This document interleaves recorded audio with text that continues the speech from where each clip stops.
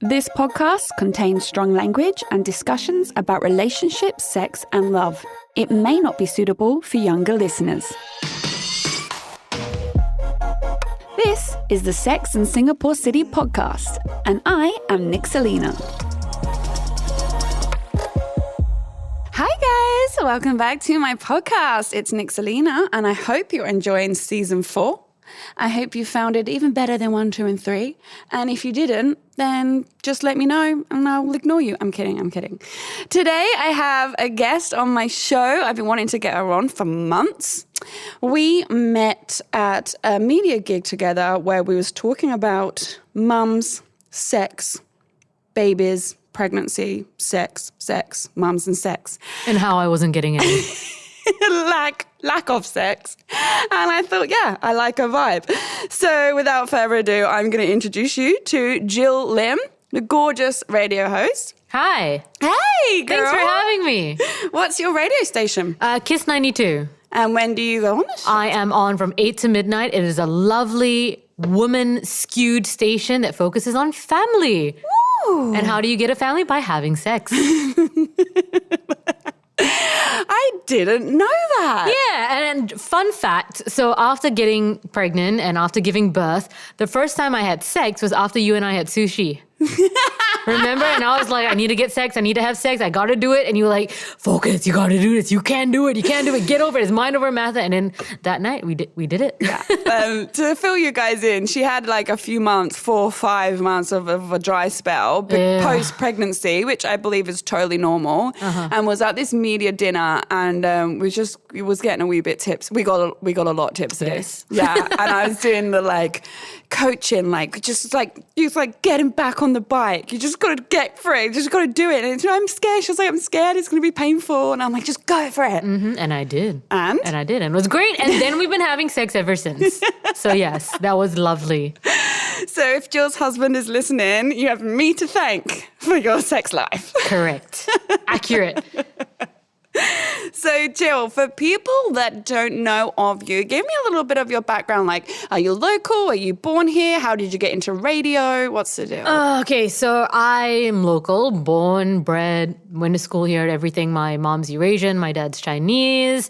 They're very, I guess by local standards, very liberal, very open, and they're down for a lot of things. My mom said, don't get pregnant. So when I was 13 years old, I was like, can I go to a party? She goes, sure, just don't get pregnant. I'm like, okay, cool. And after I had my daughter, my mom told me, do you know, when you were in school, your father said if, because I have an elder sister. So my mom said, your father said if any one of them comes home pregnant, we're keeping it. Wow. I'm like, oh, okay, I didn't know that. That's weird. So I could have had, I could have been a bit more reckless. Not that I am, anyways, what's the question?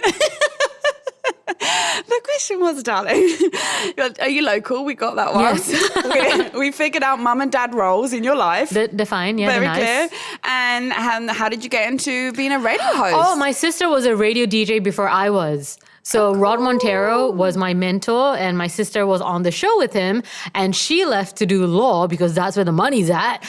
And my sister and I didn't have a good relationship until my daughter came, actually. So we didn't really talk to each other. We weren't really In any case, so she left to become a lawyer and I tried to audition and much to her dismay, I got the job and I've had the job ever since. Oh, wow. Yes. So radio is your gig. It's your main bread and butter. Yeah, I know it's very unheard of that people stay in the same industry for over 10 years, but I started when I was about 18. Wow. And you love it? It's decent. It's all right. Yeah. I mean, you work 4 hours a day. You can't complain. Ain't nobody complaining at 4 hours a day. Right. So you've been in radio most of your life. Yeah. You then you meet your husband when? Oh, my husband, that's a whole different story. So my husband is a singer in a prominent rock band. He's a rock star. He is. He's actually really good, but we are about the same age. He's a year older than I am. Mm-hmm. And when we were younger, we used to go to this place called Third Place, which is at Outram, near this area. Mm-hmm. And everyone used to play, and he was really, really short and really skinny, and he looked like Donkey from Shrek. And he was the most annoying thing. Really annoying. He wasn't in any band, so he would have to try to make up for it by being the host of the show. And he'd be like, all right, so guys, I'm so glad you're here. The next band needs no introduction, but they're really cool. I'm like, shut the fuck up. You said they don't need an introduction. Just let them play. And you thought, I'm going to marry you. No, I was 13. I hated his band. I thought like they were so lame. They had a song that was the biggest song. It was called Cheers to Love. They're a rock band, okay? And the song is called Cheers to Love. And can you remember like MSN Messenger back in the day? Oh, yes. Everyone's like the name and the bracket was Cheers to Love. I'm like, what the damn hell? This is so lame. But fast forward 10 years from that, met him when I was 23. And I was like, oh, you got tall, which was one of the first things I said to him. I was like, oh, look at you, you grew. Like, you're taller now. And yeah, he was nice. Yeah. He was nice. And he had a girlfriend at the time that I did not know about. Yeah, it was a whole thing. It was very dramatic. But yeah, so I married him. I don't know if that's the winner in the story, but he's a nice guy. Like he's really changed a lot. He had his whole alcohol thing, the typical rock star, live fast, die young. Yeah, I've read an article on you recently in Honeycombers, actually. Went to jail. Very cool article. I was like, oh, that's my girl. And it's nice how honest you are. And like, yeah, the whole, I guess the rock star lifestyle comes with the baggage, It's really cliche and really stereotypical, but yeah, the whole depression, and then he got kicked out of the band, which was like terrifying to me because like, oh shit, this guy's gonna fucking spiral, which he did. And then of course his family was trying the hardest to get him together, and I was trying my hardest, but you don't fucking want help, man, when you're in that state. So you look for your feel good friends, and he did, and he was at Orchard Towers that night, drinking with his friends. And they got into a fight. And if anyone knows Orchard Towers, you know how badly things can go, how quickly things can turn left. Thankfully it didn't. The police came and he assaulted a police officer. So he went to jail for that, which is like, oh, okay, great. And was this when was you trying to support both of you on your radio career? Like he's been a barber. And he's a really good this is the disgusting, annoying thing about him. He is really talented. And he doesn't have to try. Which pisses me off because here I am trying to hone the craft, trying to try now be a writer, really practicing hard at that. And this asshole is like, well, I can sing, I can play the guitar, I can cut hair. People like me, I'm just a very nice person, which he is. Everyone just loves him and people just want to work with him. So he had his barbershop and he was pretty much given the barbershop. His tattoo artist decided like, you know what, you're a nice guy, you work really hard and you're a really good barber. Would you want to go into this venture with me? I'll settle everything. Damn. Who does that? So everything was settled and all he had to do was cut hair and bring in the clients, which he did. And it was just really annoying. So no, I wasn't supporting us at that point in time. But he wasn't really working because he was drunk all the time. He was not showing up for work. He had depression. He was on meds and alcohol. But he had barbers, so the shop was making money and therefore he was making a little bit of money and he was going for therapy, which I was paying for because this was when the parents didn't believe in depression. The parents were just like, no, he just needs to stop drinking and everything will be okay. Yes, it did improve, but no, you're depressed.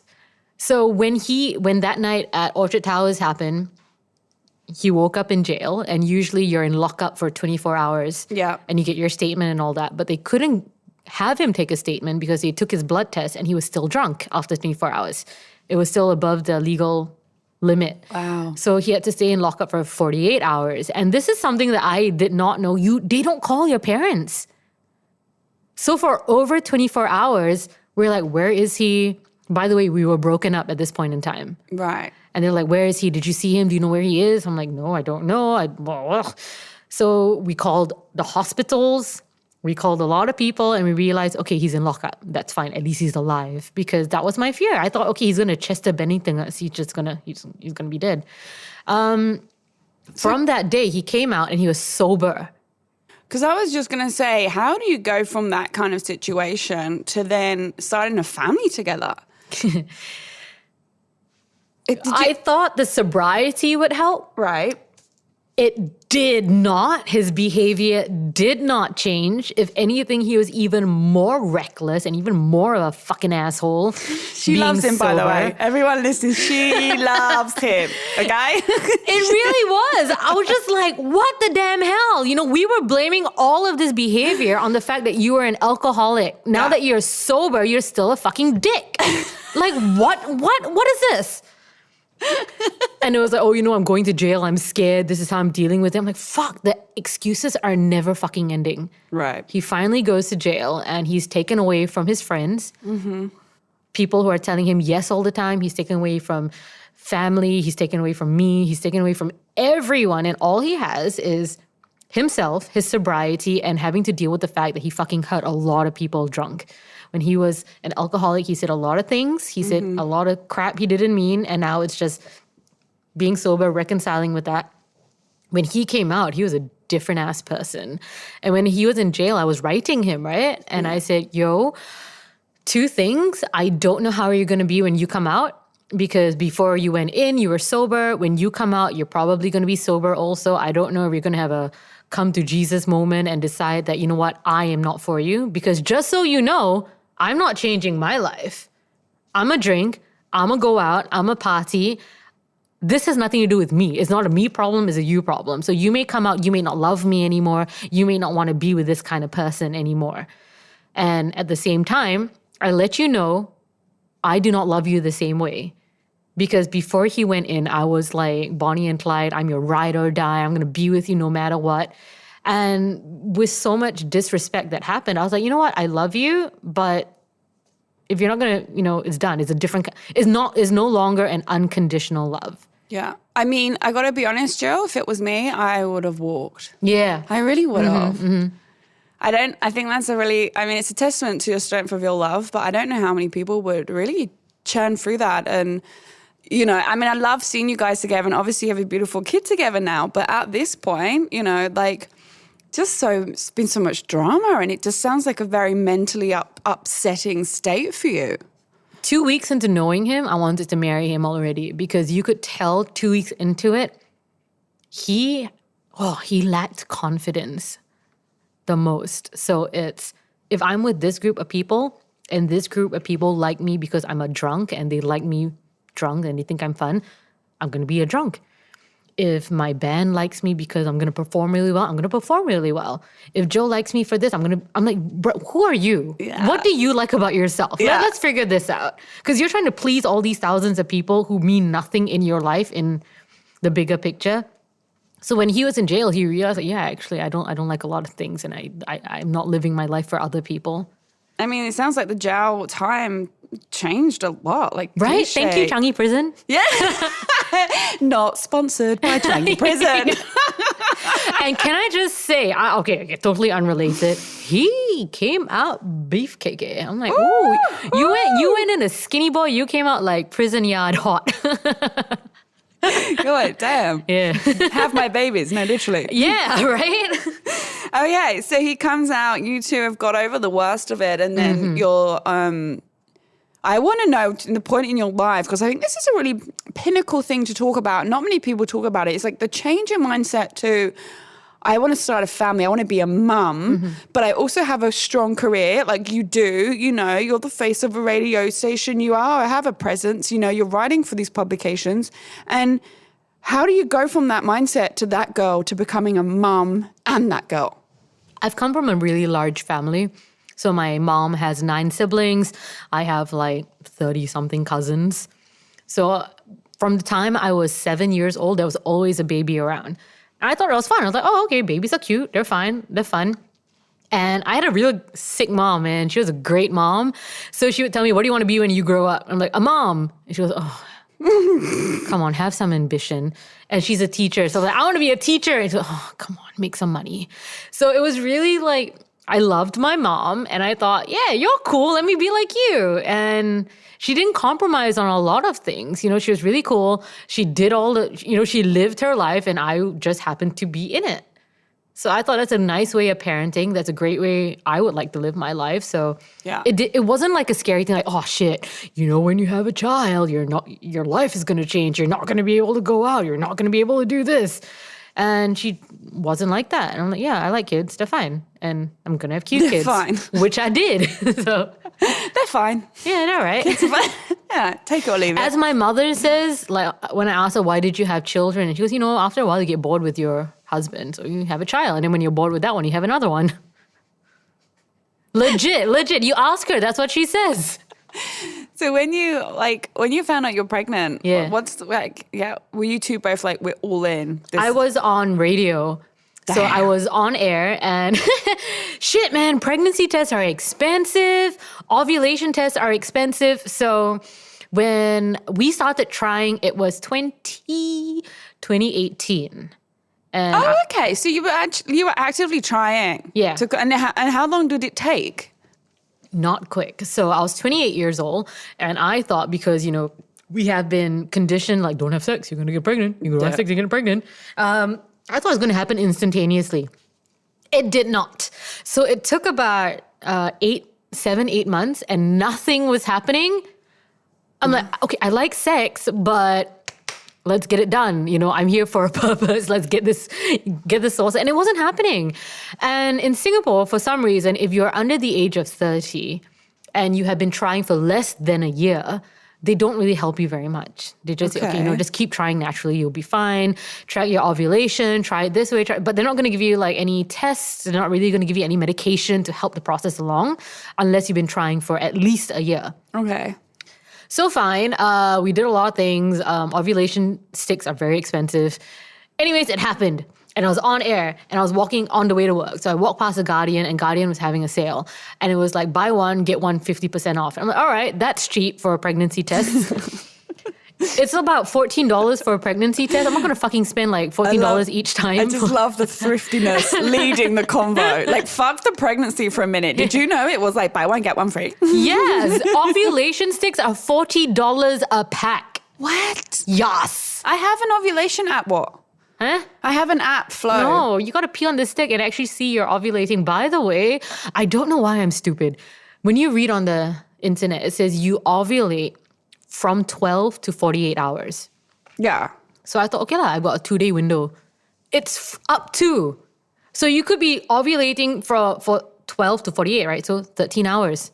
You could be ovulating for 16 hours. It does not mean you ovulate the full 48 hours. Okay. Which that's what I kept thinking. I was like, well, okay, I'm peeing on the stick.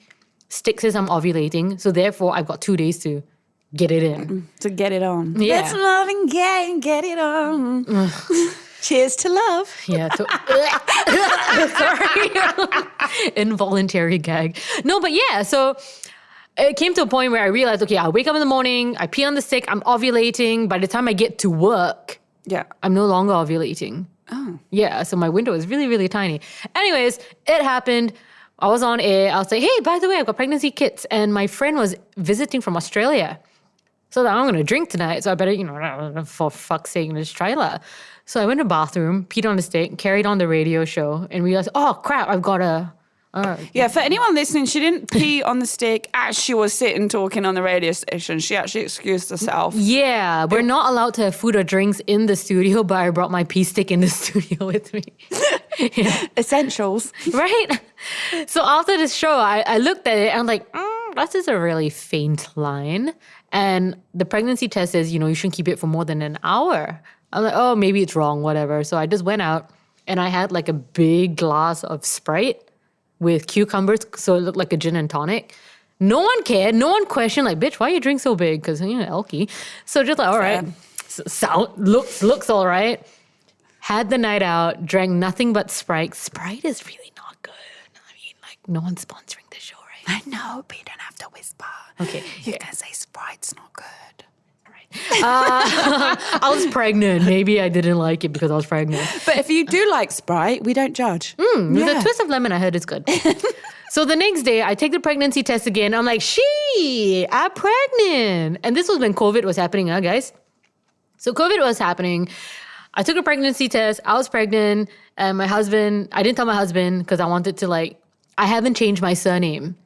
since we got married. And I thought the only reason I would change my surname is if I had a child, makes things easier and is a cute way of surprising him. He wanted to have sex. And I was not in a fucking mood to have sex.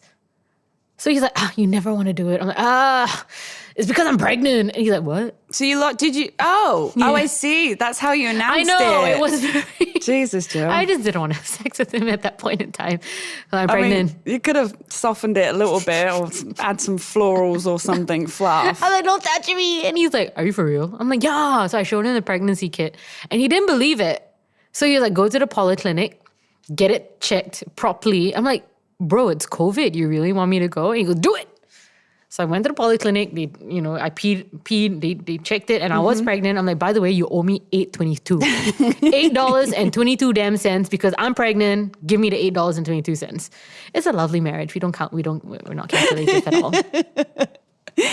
So I'm going to stay on track with the sexing for the 9 months pregnancy. Was you still like, nah, I'm pregnant, or did you let him have some sex? Was there a sex drive there at all? No. Oh shit! For the full 9 months. Bro, even after the baby came, so at least a year, he didn't have sex. So if he cheated on me, I totally understand. Shut up. You just didn't get the horn. The first trimester, it felt like I woke up with the world's worst hangover. Every day for the first 3 months. Babe. It was like, I wake up with this hangover, I'll go to work, and in the evening, the hangover will start again. And you can't vomit. It was just terrible. And then after the first trimester, we were in quarantine. So, okay, I think I gave him a blowjob maybe like once. I felt bad about life. Honestly, maybe once. Good once. for you. Yeah, Good for you, babe. We all do things we don't want to do. Yeah, yes. I think I gave him a blowjob at least once. Or maybe I dreamt about it, but whatever. And then I was on bed rest the rest of the time. Because my cervix, the part where the baby comes out of, it was prematurely opening. Okay. So I'm like, if it's opening, nothing else can go in. Like, that would just make it open even more. So wasn't allowed to have sex for the last 3.5 months of my pregnancy. Fuck. Yeah. And we met 4 months post-labor. And we had sex once, kind of. Like, it couldn't go all the way in. Like, so let's explain what we talked about. So basically, you had a psychological fear of sex because you were torn during labor, as most people do, and they'd stitched you back up. It was a lot more to that. So my epidural didn't work. Oh, God. Lovely. Yeah, so the epidural... I'm just strapping myself in for this fucking ride that I don't want to hear. So nothing went according to plan. My water didn't break. So the doctor had to put his hand inside me to manually break my water bag. Oh. So a whole fucking hand, bro, like up to your wrist is inside you to break the water bag. So that happened. And the epidural wore off before I even started pushing. Oh my God. No, the epidural ran out before I started pushing. And then while it ran out, I could feel it. And my doctor, don't worry, you'll stay numb to 4 to 8 hours. Bitch, I could feel it. I could feel everything. And while I was pushing, the baby wasn't coming out because I knew this beforehand that the head was slightly bigger than my pelvic region. But he's like, don't worry, you can push it, it'll be fine. Wasn't fine. So he put in forceps. Forceps look like those really big salad tosses. Yeah. Mm-hmm. So all that went inside. Mm-hmm. And while one went in, he had to put his hand in my vagina as well. God. To feel where the baby's face was. How the fuck does that all get in? Uh-huh. I can't even get my partner's dick in. How does that all get in? I will get to the dick. So he puts his hand in to feel the baby's face so he can put the forceps away from the baby's face, right? So you don't blind the kid and a bunch of stuff. So while this is happening, I'm vomiting simultaneously because I'm having a bad effect with the epidural. And that's one of the side effects of epidural. It makes you vomit. So I'm trying to push. I'm like, I need to stop. And I'll vomit. And I'll push again. And he was like, okay, I just need one big push. And I pushed, and he's wearing visors, so I can see Not it. the baby. Oh, no, not the baby. So I can see it, right? I can see the black come out to the baby's head. And then I started vomiting, and he's like, okay, stop. And it went back in. I'm like, oh, Jesus, she's never coming out. She's never fucking coming out. And he goes, I can cut you, It's called a I don't That's know. not the technical name. No, is a episony? I don't know. Well, he was like, I can cut. I'm like, just get the fucking kid out of me, man. So he's like, okay. So he's like, hey, give me one big push. So I pushed, and he was holding onto his forceps. He snipped my perineum, pulled the baby out. That came out. She came out. She came out. Oh, that. Jill, I fucking love you. She's really cute. So she came out, and I had a 4th degree tear. So most women have 1 to 2 degrees. So 1 is just basic tearing. 2 is like a little bit more. You need stitches and all that. A 4th degree is from your vagina to your ass. So it's just a open, right? My husband is watching this the whole time. I'm like, you'll never want to have sex with me again. That's crazy. He stitched me up, and that was fine. That was okay. The recovery was fine, honestly. So I still want 2 more kids because everything was fine. But the getting back into sex was really difficult. The psychological bit. Because she thinks if she whispers, no one can hear what we're saying, but everyone's listening. Because he would like, to get things going, let me finger you a little bit. And whenever he would put it in, I would think of the doctor's hand going in to break my water bag. Yeah, it's like trauma, It's mental really bad. trauma. It was terrible. And I remember you telling me that because the 4 degrees tear is the biggest possible tear you can have, right? And you were concerned that he'd actually overstitched you because you felt so small. Okay, so Casey's mom is Indian. His father is American. He looks nothing like a Caucasian. No, Casey's the husband, by the way. Oh, yeah, husband. I'm like, where, you're white? Where are you white? His dick is white. He got a big dick. Like, disclosure, other dicks are also big. well, this was the first Caucasian dick I've seen. It was big. And I remember the first time he came over, he was really skinny. Now he's put on weight, but he was also really skinny. And I went down and I gave him a blowjob. And when he left my house, the first thing I thought about, I called him. I'm like, oh my God, he's Caucasian from the waist down. He's Asian waist up, but that's where it all came. It culminated in his dick. He got a big dick. I just need to confirm I slept with Caucasian men before back in the UK. There was some small ass penises. He's like a ketchup bottle. Yeah, I've had I think that's just a lucky vibe that, I don't know, man. Let's not all hype Caucasian men out. I've had some fucking tiny ones. I've had one that fell out because it couldn't stay in because it was so small. I know. Yeah, I've had that too. Every time they pull away to do the movement, it just fell out. Yep. So the vibe went like, sorry, bro.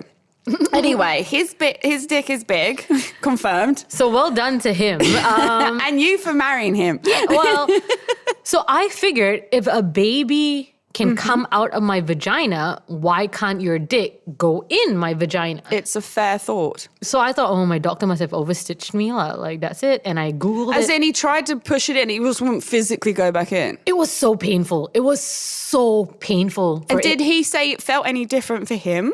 He said it felt like there was something blocking it. Right. So like I can go in, but it's just not all the way in. And I Googled it, and there's something called the daddy stitch, or the father stitch, where women specifically ask, can you if you need 4 stitches, can you do 1 extra to make me tighter and all that? And I'm like, oh shit, this is what must have happened. And the only way to counter that is to force it in or to go back and get cut open again. I'm like, this is it. This must be what's happening. Until I met you.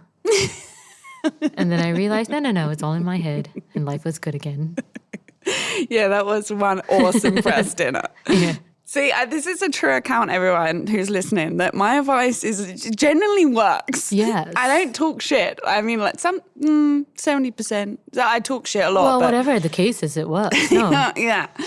That's because you told me that you'd actually been, you'd been to see people, you had checkups, and you were stitched fine. Fine, yeah, it was fine. It was just it felt like it was all psychological. That's all I was hearing when you was telling me. Like, it's a mental trauma. And what you went through sounds traumatic. And not many people talk about this side of labor, right? It's like you have a baby. It's the most natural, amazing thing on earth. You heal, you go back into a loving sexual relationship. There's this one girl who is also a mom, and she's in the media, and she's like, yeah, after I gave birth, the day after, I asked my husband, can you just rub my clit? I'm like, bitch, you fucking lying. Okay, you lying. First and foremost, you do not feel sexy at all. Secondly, your clit is still swollen from giving birth. And she had a vaginal birth. So who the fuck are you trying to kid? What are you trying to prove? And who are you trying to kid? That the very next day, I asked my husband to give me a little rub-a-dub. No, I'd ask my husband to get me like, I don't know, McDonald's, and I will sleep, and I will ask my husband like, look after the baby because I've done my bit. Yes. Right, it's your fucking turn. You for step 9 up. months at least. You fucking do it for 9 months. Yes, dude. Yeah, that's probably the last thing I think on most people's minds. So I didn't believe that, and I think that's also a very toxic thing that's happening in this. Aside from bounce back culture, where after you give birth, you're expected to bounce back into shape. It's the postpartum body, right? Yeah. Oh my God, this is me 4 days after I gave birth. Who cares, bitch? Like, no one, literally, only you care. No one cares. And yeah, which is fine, but you know, it's also like, there's some women who, okay, maybe a month after giving birth or 2 months, they have sex already. And that's great. That's fine for you. But to over-sexualize the experience, no, it takes longer for other people. And it's fine. Yeah. And husbands need to know it's fine. Yeah. Just normalize it. Get a handy or a blowy. Her mouth still works, so that's fine. Yours works very fine. That's right. It's shutting it up that's the problem. Yeah, that's true. He needs to put his dick in it a lot more. That's what he says. He's like, I gotta put my dick in your mouth. I'm like, yeah, you should. But So we've got to the point where I came into your life. Yes. Sex reformed. When did you go back to work? Because I heard that the average maternity leave in Singapore is 4 months. Yeah. See, in the UK, we generally take a year off. Yeah, I mean, like, it won't all be paid. Maybe 6 months will be paid, but generally, like, okay, 6 months or 7 or whatever it is you have with your company, it varies. But most mums will take the year. what about the dads? What is the... Working. they work throughout? Yeah, paternity leave for a dude is, I think, 2 weeks. Okay, so paternity leave for dads here as well as 2 weeks. Yeah. Which definitely is not enough. That's Not enough. I feel like it's really not okay. Not enough, not for the father to bond. I don't really care about the father bonding with the baby at this point in time. That will come later. But the mother needs help. So if you don't have a helper and you have a year off, your body still needs to recover, man. You need help. Someone needs to full on take care of you for a month, which a lot of Singaporeans, they do confinement. I didn't do confinement. It's also a huge adjustment. Like, my voice went really high there. It's a huge adjustment to your life in that, like, you've become a mum. Your vagina's like splayed open, or now it's stitched up, but you're pissing on there. You're in a very different space to where you were before. It's really, okay, so I saw this meme, right? If you get a pizza plate, what is it? 8 inches or something? If that is burnt into your back and that's an open wound, people will be like, oh my gosh, you got to take time off. You got to, really treat that wound and everything because they can see it. But whatever's happening inside your womb, which is the same thing, because you can't see it, okay, go back to work after 4 months. But to answer your question, I went back to work after 2 months. What? I was just so fucking bored. You gotta keep in mind, COVID was happening. So Casey, who is a barber, he came into contact with someone that was suspected of having COVID because his majority of clientele were expats at the time. Okay. So he was placed on a 2-week quarantine. When that 2-week quarantine was up, the nation went into lockdown. So that was 3.5 months of isolation. When we came out of lockdown, I had 2 weeks of freedom. I went out and then, bam, I was on bed rest for the rest of my pregnancy. So I was just isolated for the majority of 2020.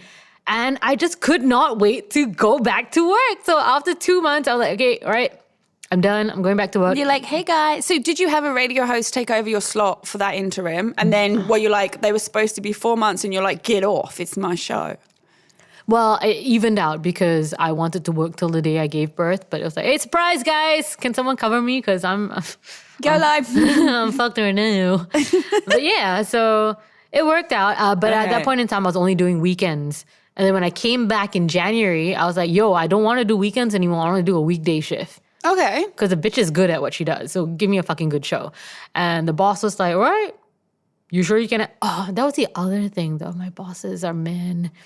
I love them. They're great. But there was a lot of, because I'm handling more than just doing the radio show. I do a lot of other things as well. And you're like, well, how are you going to handle that? How are you going to, handle being a new mom and doing all, you going to fucking ask a father that? Bitch, you're a father. How are you going to handle work? No. So why am I being asked that? This is actually such a great thing to what I want to get to as well about this is how you feel about returning to your career in media and the perception of you as a working mom. And this is exactly what I thought it would be like. So the other really tragic thing was my original boss passed away. Oh, I'm so sorry. Yeah, so that's... Anyways, he passed away. So a new guy took over, and he was rightfully so. We didn't really know each other.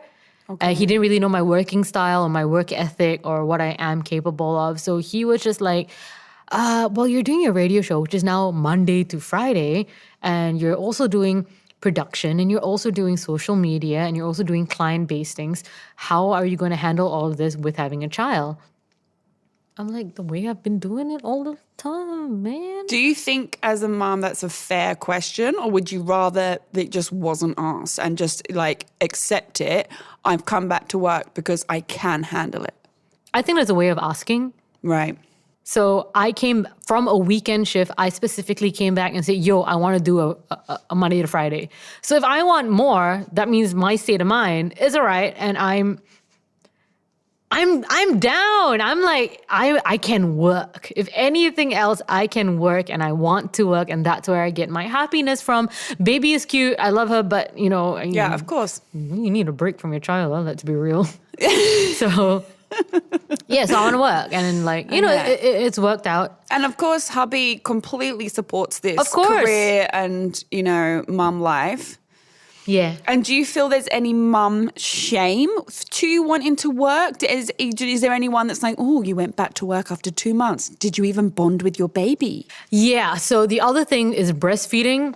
I think this is like a universal cult where moms who breastfeed are like, breast is best.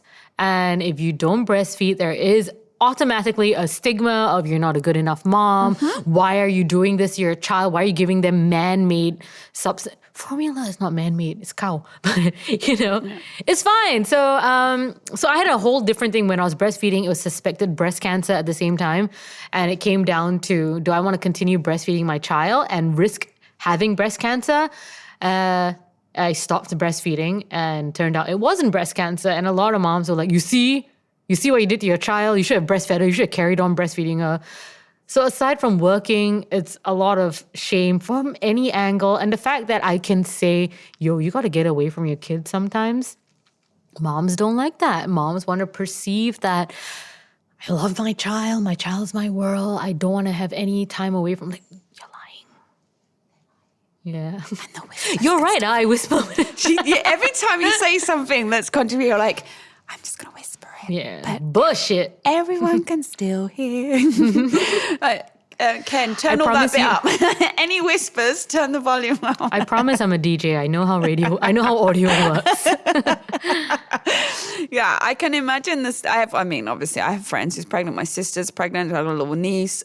So I get the stigma attached. Yeah. And I think it's very, very boss of you to go back to work after 2 months and say, hey, like, I'm a good mom. I am a good mom and I love my kid, but fuck, I love my career as well. I'm a better mom because I get to go back to work. Because I would like fucking lose my ever-loving mind if I were stuck at home all day, every day. So shout out to like single moms, shout out to stay-at-home moms, because I would always put on my Instagram, I am not an infant mom. I love my child when they're a little bit more independent, when they can fucking hold their head themselves and sit up themselves. But I was not an infant mom. And everyone's like, you're going to miss it. You're going to miss it. I'm like, bitch, no. I whispered again. Bitch, no, I do not miss a helpless sack of skin, okay? I'm very happy when my child when she could sit up by herself. I'm like, I like you. You cute. Let's talk a little bit more. But on that note, you are planning to have a few more sack of skins. Yeah, I want 2 more.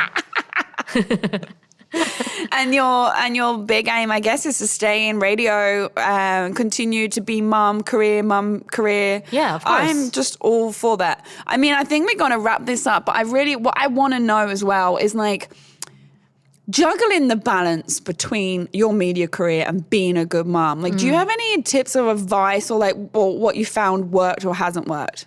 So a couple of things. Firstly, your child is young. They're not going to remember. They're not going to fucking remember that you're not there, that you didn't put them to sleep on the 22nd of July at 5 p.m. or you missed their nap time on the 2nd of March. They're not going to remember this bullshit, okay? Parenting is a marathon. It's consistency. When they can remember, show up when they can remember. So when I do all my media things at night, like right now we're recording in the evening, I'm like, oh man, I'm missing her bedtime again. That sucks.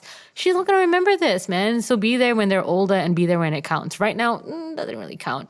It's all ego. You think you're the child's world. The child doesn't know. Obviously someone needs to put them to bed. They have to have someone there. That's what the husband is for. You're not just a sperm donor. You're a fucking dad. Man up and step up. Yeah.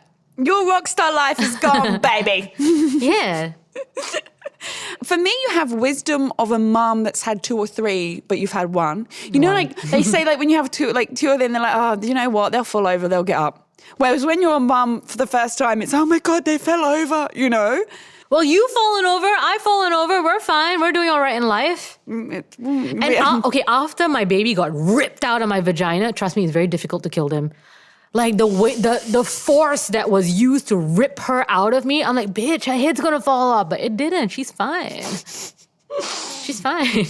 I hope everyone who's listened to this episode can understand why I really fucking love this girl.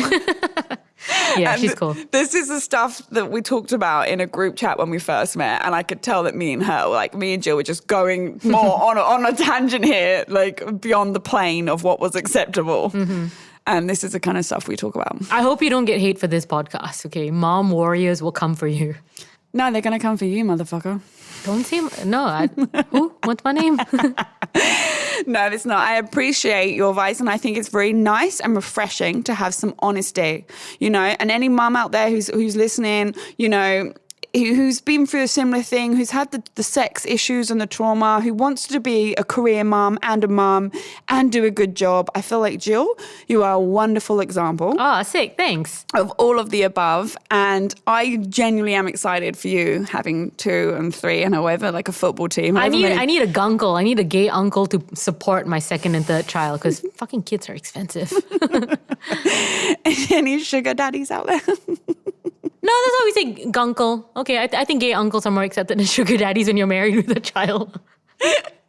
I wouldn't know. I mean, I'm neither. And on that note, what's your Instagram handle, babe? I don't know. I gotta find this out. What the fuck's my Instagram handle? It's something got Kill in it. Kill Jill, like Kill Bill. Yeah. Yeah, Kill Jill, but the Jill has 5 L's. Okay. Kill Jill. I knew it was something like that. Okay, so hit her up if you want to ask her any advice about mums, about career, about mum sex, pregnancy sex, and also tune into her radio. Say it again one more time when you're on. Monday to Friday, 8 to midnight on Kiss 92. Peace out. Thank you, Jill. Thanks. Bye.